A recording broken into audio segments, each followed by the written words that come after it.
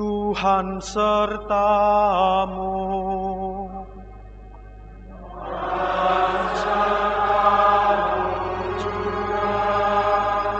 Inilah Injil Yesus Kristus menurut Lukas.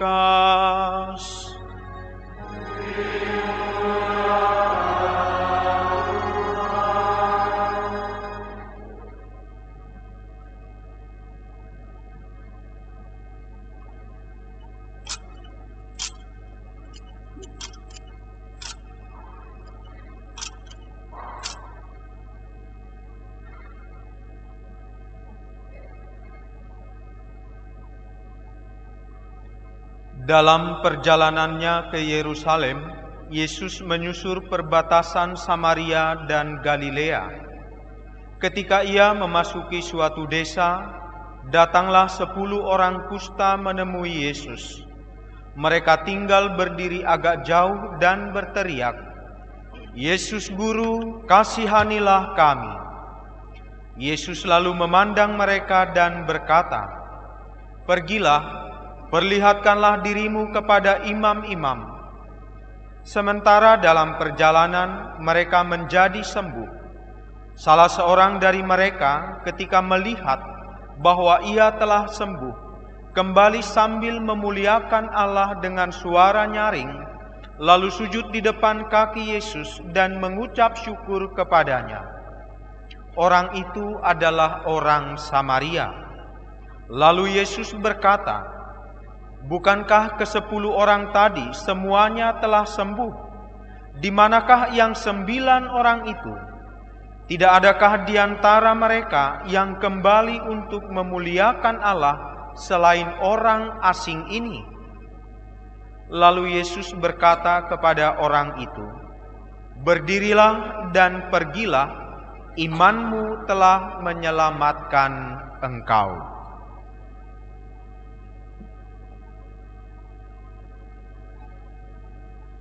Berbahagialah orang yang mendengarkan sabda Tuhan dan tekun melaksanakannya.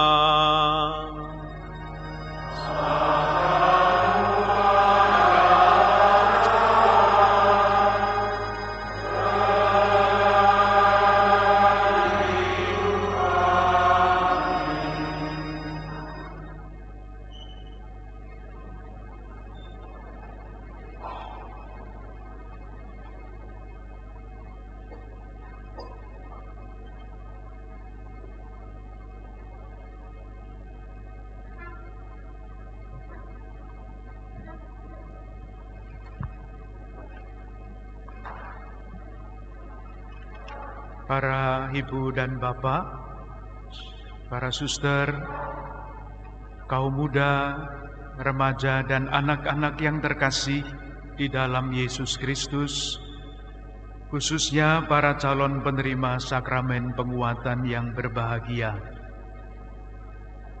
Bersama-sama dengan Bapak Uskup Hadi Sumarto, para imam, para pelayan ibadah pagi ini, tentu dengan para katekis dan seluruh umat yang hadir di sini, saya ingin mengucapkan selamat profisiat kepada para calon penerima sakramen penguatan. Dengan menerima sakramen penguatan, Anda semua memutuskan untuk diperhitungkan sebagai warga gereja yang utuh, dengan niat untuk semakin terlibat agar gereja menjadi semakin hidup, semakin bermakna bagi warganya sendiri, dan semakin berarti bagi masyarakat luas. Saya yakin para pendamping sudah menyiapkan saudari-saudara sekalian dengan sebaik-baiknya. Saya ingin menyampaikan 1-2 renungan kecil, moga-moga dapat menjadi salah satu simpul dari semua yang sudah dipelajari dan dialami selama masa persiapan.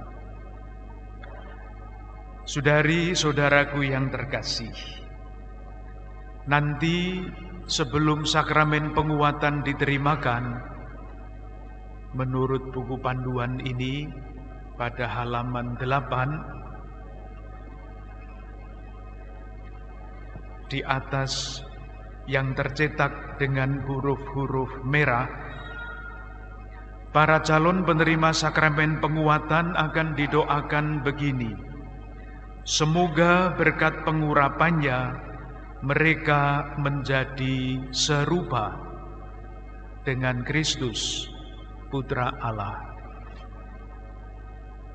Pertanyaannya adalah, menjadi serupa itu seperti apa? Penjelasannya bisa bermacam-macam. Salah satunya adalah sebagai berikut. Ketika Yesus dibaptis, ada Roh Kudus yang turun dalam rupa burung merpati. Dan pada waktu itu ada suara dari langit yang mengatakan, "Engkaulah anak yang kukasihi." Sama seperti Yesus, ketika kita dibaptis, kita pun menerima Roh Kudus yang mengangkat kita menjadi anak Allah, sakramen kelahiran baru. Sebelum berkarya di depan orang banyak, Roh Kudus juga turun kepada Yesus. Dan dengan urapan Roh Kudus itu, Yesus berkarya. Demikian juga pada waktu Pentakosta, Roh Kudus turun dalam rupa angin kencang dan lidah api kepada para murid. Dan pada waktu itu, para murid, para rasul mulai menjalankan perutusan. Nah, lewat sakramen penguatan, kita pun menerima anugerah Roh Kudus agar kita siap untuk diutus mewartakan kabar gembira. Itulah salah satu penjelasan menjadi serupa dengan Kristus. Pertanyaan berikutnya yang bisa muncul adalah, apakah ada keterangan lebih lanjut? Perutusan itu untuk apa? Perutusan itu seperti apa? Jawabannya juga banyak. Salah satu jawabannya akan saya ambil dari kalimat pertama bacaan Injil tadi. Di dalam teks ini tidak ada bacaannya. Silahkan percaya kepada saya. Saya sudah menghafalkan. Dikatakan pada kalimat pertama, dalam perjalanannya ke Yerusalem. Itu saja yang mau saya jelaskan. Kata Yerusalem itu bisa dibaca sekurang-kurangnya dengan dua arti. Main-main dengan kata itu. Yerusalem itu kota. Di mana? Ya di sebelah barat alam Sutralah, jauh. Tetapi kata Yerusalem itu bisa dibaca sebagai lambang. Yerusalem. Paham kan arti kata zalim? Saya dizalimi. Itu artinya saya dikerjai. Maka kalau dibaca sebagai Yerusalem, itu adalah lambang masyarakat yang buruk, yang menolak Yesus. Di Yerusalem seperti itu, Yesus ditangkap, Yesus dianiaya, Yesus sengsara, akhirnya dibunuh. Yerusalem dalam hal itu adalah lambang semua yang tidak baik. Lalu kata Yerusalem juga bisa dibaca dengan cara lain, yaitu Yeru Shalom. Kita semua tahu apa artinya Shalom, damai sejahtera. Nah, kalau Yesus pergi ke Yerusalem, itu tidak sekedar berjalan menuju suatu kota, tetapi memberikan hidupnya agar masyarakat yang zalim itu menjadi masyarakat yang diliputi shalom. Dari masyarakat yang ditandai dengan berbagai macam hal yang buruk, menjadi masyarakat yang mengalami damai sejahtera. Contohnya apa? Ya contohnya orang yang kusta yang disembuhkan tadi. Ketika pada awal ceritanya mereka mengatakan, Yesus Guru kasihanilah kami. Itu adalah teriakan putus asa. Teriakan orang-orang yang berbeban berat, kasihanilah kami.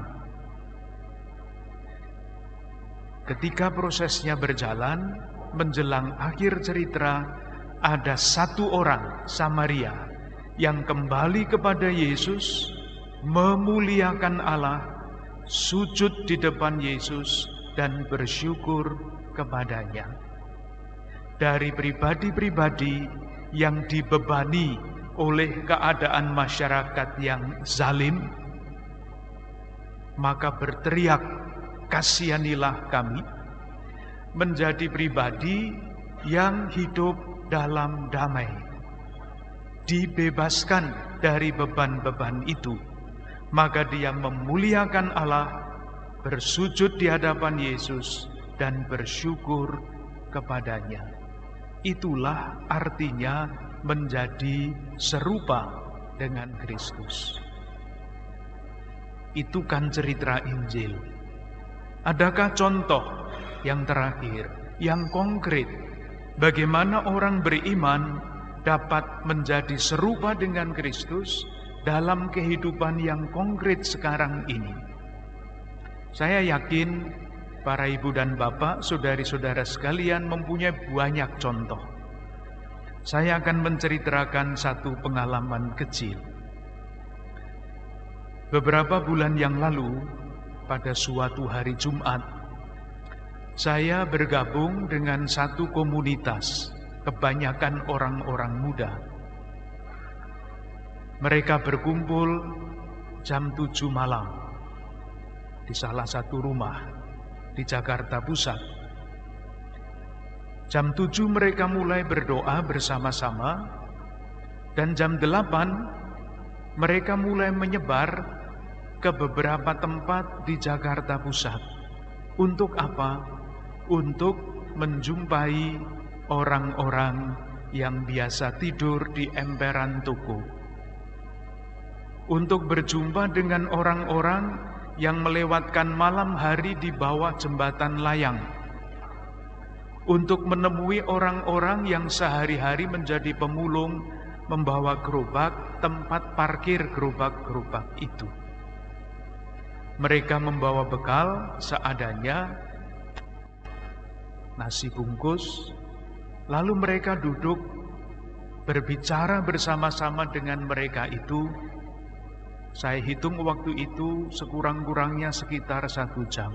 Bertanya apa kabarnya, bagaimana hari ini, bagaimana keluarga di kampung dan sebagainya. Mereka bercandaria. Kemudian disusul dengan kami membawa bekal, mari kita makan bersama-sama.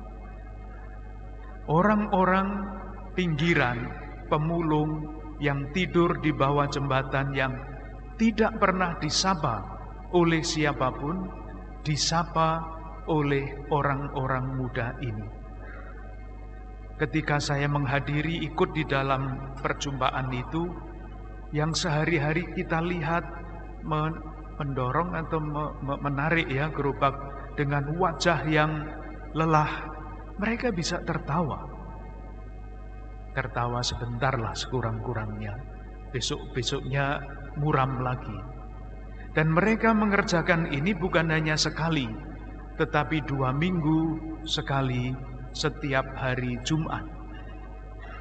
Mereka pulang lewat tengah malam. Siapa mereka ini? Mereka adalah suatu komunitas internasional. Orang Indonesia semua. Komunitas itu sudah tersebar di 70 negara, dan yang paling menarik bagi saya adalah siapa yang mendirikan komunitas itu. Ternyata adalah seorang anak SMA pada tahun 1963. Pada waktu itu namanya Andrea Riccardi. Sekarang dia menjadi Menteri Hubungan Kerjasama Internasional di Italia. Waktu itu dia SMA, mengajak teman-temannya untuk berdoa setiap kali. Sesudah beberapa waktu, mereka bertanya, cukupkah kita hanya berdoa terus seperti ini? Adakah sesuatu yang bisa kita kerjakan? Mereka mengatakan ya. Apa yang mereka kerjakan? Mereka melihat di kota Roma pada waktu itu ada sekian banyak pengungsi dari Eropa Timur. Mereka tidak punya rumah, mereka tidak punya kartu identitas, KTP atau paspor, tidak punya. Setiap kali hanya tidur dimanapun ada tempat. Dan orang-orang muda ini berkeliling ke toko-toko roti, minta kepada toko itu roti-roti yang hampir kadaluarsa. Jangan minta yang kadaluarsa, itu tidak bagus. Yang hampir kadaluarsa tidak dijual lagi, diambil oleh orang-orang muda itu, dan mereka keliling kota untuk membagikannya kepada orang miskin. Mereka bagi saya pada kesempatan ini adalah pribadi-pribadi yang serupa dengan Kristus, mengubah Yerusalem menjadi Yerusalem. Dan kalau kita, khususnya saudari-saudara yang akan menerima sakramen penguatan, menerima Roh Kudus, semakin serupa dengan Kristus, harapannya juga entah dengan cara apapun berusaha untuk membangun Yerusalem dan menghapus setiap bentuk Yerusalem. Dan kita semua mendoakan saudari-saudara sekalian agar dapat menjalankan tugas perutusan itu dengan gembira. Tuhan memberkati.